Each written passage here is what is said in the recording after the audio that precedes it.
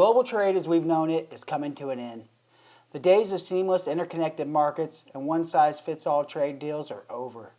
That's a good thing. The globalists told us free trade was inevitable, that we needed China, that outsourcing was progress. But look around. Supply chains are broken, economic nationalism is rising, and entire industries are scrambling to move production closer to home. In today's video, we're going to break down why global trade is dying and what comes next. The reality is, the world isn't unifying, it's breaking apart. The US is decoupling from China, Europe is splintering over energy insecurity, and developing nations are hedging their bets. What we're witnessing is the end of globalization and the rise of regionalism. That's going to create winners and losers, and if you think America is going to be on the losing end of that shift, you haven't been paying attention.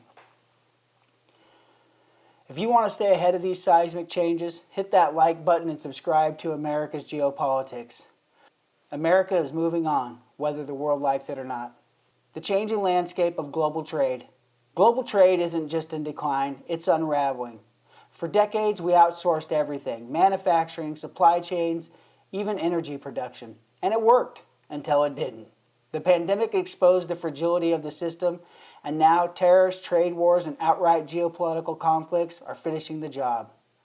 The model is broken, and no amount of wishful thinking will fix it. Trump saw this coming before anyone else. The America First policy wasn't just a slogan, it was a roadmap. Tariffs on China, that was just the beginning.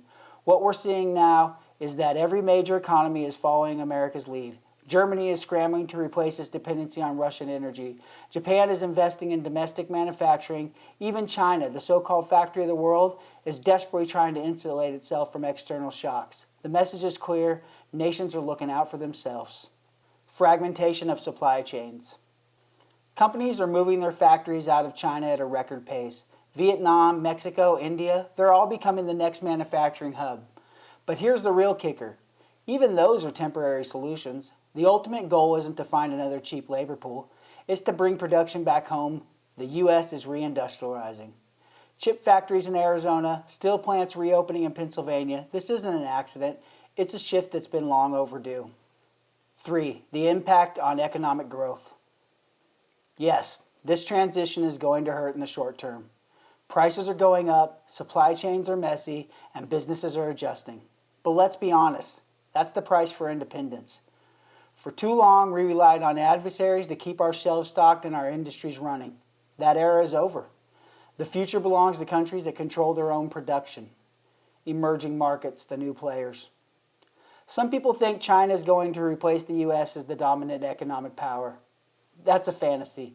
China's economy is built on exports, and if the West isn't buying, Beijing has a problem. That's why you see them scrambling to push the Belt and Road Initiative. They need new customers because the old ones are pulling back. Meanwhile, America is making new trade alliances, shifting towards Latin America, India, and even reshoring its own industries. The U.S.-China trade war. When Trump hit China with tariffs, critics said it would destroy the U.S. economy. Guess what? It didn't. In fact, it forced a long overdue restructuring. American businesses realized they couldn't rely on Beijing, and they started looking for alternatives. Now China's economy is slowing, foreign investment is drying up, and even their own companies are moving assets overseas. That's not strength, that's desperation. The future. Is there room for new trade agreements? The fantasy of a single unified global trade system is dead. What comes next isn't some massive global agreement, it's a patchwork of regional deals. Look at the U.S.-Mexico-Canada agreement. That's the model for the future. Focused regional trade that benefits America first, rather than outsourcing everything to China. Focused American trade that benefits technological advancements, the wild card. Here's the part most people don't talk about. Technology is going to make all this easier. Automation, AI, and robotics are cutting down the need for cheap foreign labor. Why outsource to a sweatshop in Asia when you can produce the same product in America with machines? 3D printing is revolutionizing manufacturing. Blockchain is streamlining global transaction. If you're still thinking about trade the way it worked in the 90s, you're already behind. Emerging trade blocks. Instead of one big trade system, we're going to see smaller trade blocks. The U.S. will dominate the Western Hemisphere. Europe will fend for itself, and Asia will have to figure out its own mess. This isn't about isolation. It's about building trade agreements that actually make sense, instead of forcing economies into artificial dependencies. 5. The role of international organizations. WTO, a failed experiment. The World Trade Organization, useless. It's been completely incapable of handling trade disputes, let alone restructuring the global economy. It's a relic of an era that no longer exists. Countries aren't waiting for bureaucrats in Geneva to decide their fate. They're making deals on their own terms. New models of cooperation. Instead of massive, one-size-fits-all organizations, the future is about bilateral and regional agreements.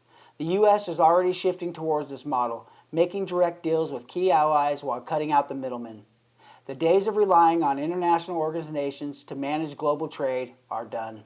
Potential solutions and moving forward. Embrace self-reliance. If there's one takeaway from all this, it's that self-reliance is the future. For the U.S., that means ramping up domestic manufacturing, securing supply chains, and making sure no foreign power can hold the economy hostage. That's exactly the direction Trump is pushing for, and whether his critics like it or not, that's the way the world is heading. Technological adaptation. For nations that want to stay competitive, investing in technology isn't optional. It's survival. Digital trade, automated manufacturing, energy independence, these are pillars of the new economic order. Global trade is over. The future is self-reliance, regionalism, and economic resilience. Nations that embrace this shift will thrive. Those that cling to the old system will collapse. America has the resources, the workforce, and the innovation to lead this era. And that's exactly what's going to happen. What do you think? Is global trade really dead or just evolving? Let me know in the comments, like and subscribe. This is America Geopolitics. We're always watching the world change. See you next time.